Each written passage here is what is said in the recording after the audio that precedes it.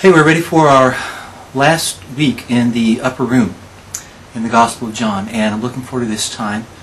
After this Sunday, we're going to actually move backward to chapter 12 and the triumphal entry and the things that are going on there, and then move on quickly chapters 18 through 21.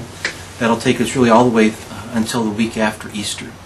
But we're going to take one more week in the upper room. And obviously there's a lot of things we could talk about. We spent a lot of time there, but hopefully we've been there long enough to at least get a feel for what was taking place and Jesus' relationship for his disciples and what was going on.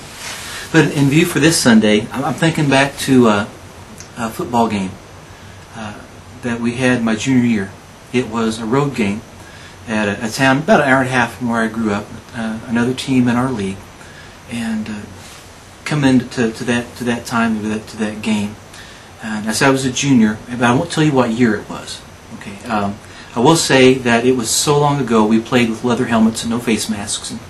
And you know, today, sometimes you call the football a pigskin. This was so long ago, we played with real pigs. I mean, that's how long ago it was. So. But I'm thinking about it, that locker room in there, and I can still see a lot of the faces of the guys on the team there. And like any team, you know, we had our ups and downs, and sometimes there was tension between the players, and there was then as well. I mean, you got all kinds of different personalities, all kinds of different kids from different homes, different priorities, different way of doing things, and then you put them together, you know, on a team. And there's problems in other areas of life that get carried over into the locker room sometimes, you know, problems from the classroom, or problems over girls, or problems because you owe me money for pizza or whatever. And then we had a separate offense and defensive unit. Okay, we had guys who played on offense and a totally different group that played on defense. Nobody went both ways.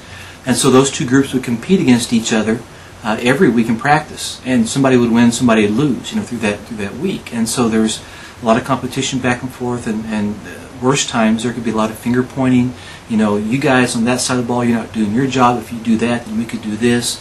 So it was important to hold us together as a team. So we were on the road in the locker room before the game. It's going to be a tough game. And I think about where we were playing, and it was a very hostile environment.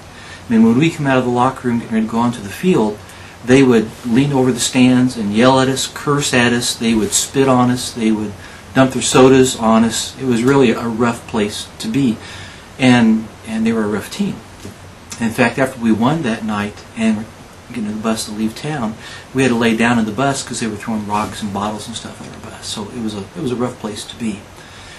And I think what was outside that locker room in that hostile environment. But then I think about who was in the middle of that locker room.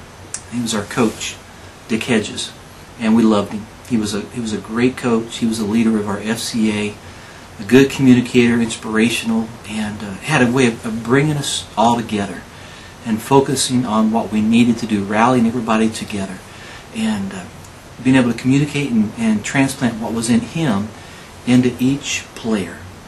And like the old saying, you know, 40 helmets, one heart, kind of a thing to bring us together as a team. And so, you know, if you look around what was happening on the outside, and then look who was in the middle, it changed the way then how you looked at other people around you. You know, we were a team. We were from the same town. We were a band of brothers, so to speak. And I think about the upper room then. And I want you this week, if you would, to read 13, 14, 15, 16, 17. I know that's a lot, but just to recap through that whole time in the upper room, chapters 13 through 17. And as you read through those, think about it from this perspective then. Look for what's on the outside. Okay, they're huddled together in this little room. What's the world outside like? They are definitely, it's not a home game. Okay, they're surrounded in a hostile territory, a hard environment. So what's it like on the outside? As you read through those chapters, think about who's in the middle of that room. And what do you read? What do you find out about Jesus, about who he is, and how he feels about these guys, and what he's trying to do in their life? And then, again, thinking about what's on the outside around them, and who's in the middle with them. How does that affect how they now see each other? Of how they're supposed to feel about each other, how they're supposed to treat each other. And then we'll talk about that aspect of love as the word from the upper room this week. I guess one more thing. would be we have one of our elders who graduated from that high school I told you about where that football game was. And if I get really brave, maybe Sunday I'll tell you who that is. Or I'll see you Sunday.